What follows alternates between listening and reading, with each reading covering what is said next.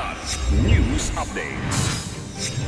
Mga balita ngayon, bangkay ng isang lalaki natagpuan sa isang irigasyon sa Isabela. 3 DPWH Bulacan officials naghain ng not guilty sa graft kaugnay ng Ghost Project sa Bulacan. Higit 1.4 million na mga Pilipino nagparehistro para sa 2026 Barangay at Sangguniang Kabataan elections ayon sa COMELEC.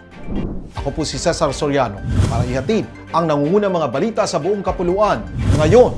Isang bangkay ng lalaki ang natagpo ang palutang-lutang sa isang irigasyon sa barangay Villamagat, San Mateo, Isabela noong Lunes, January 26.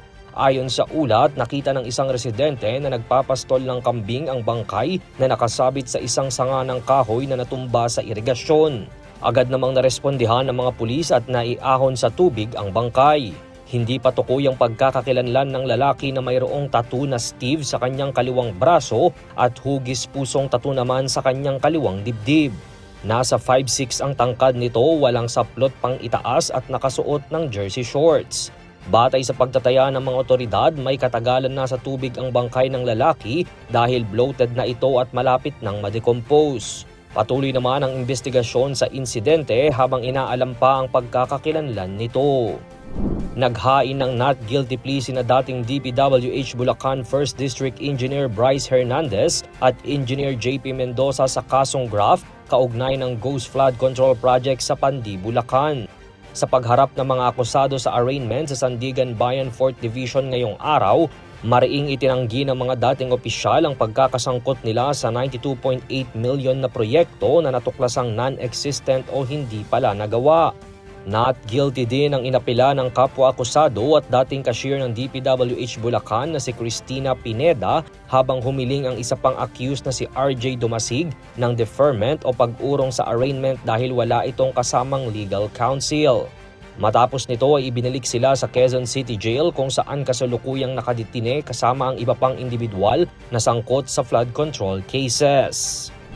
Aabot na sa mahigit 1.4 milyon ang kabuuang nagparehistro para sa 2026 Barangay at Sangguniang Kabataan Elections o BSKE ayon sa pinakahuling datos ng Commission on Elections o COMELEC. Mula October 20, 2025 hanggang January 25, 2026, umabot na sa kabuuang 1,468,228 voter application sa buong bansa. Sa bilang na ito, 691,855 ang lalaki habang 776,373 naman ang babaeng aplikante. Naitala naman ang pinakamaraming aplikasyon sa Region 4A na may 284,933 na sinundan ng National Capital Region na may 166,457 applicants. Kasama sa kabuuang bilang ang SK applicants na may edad 15 hanggang 17 at regular applicants para sa registration, transfer, reactivation, correction of entries at iba pang updates.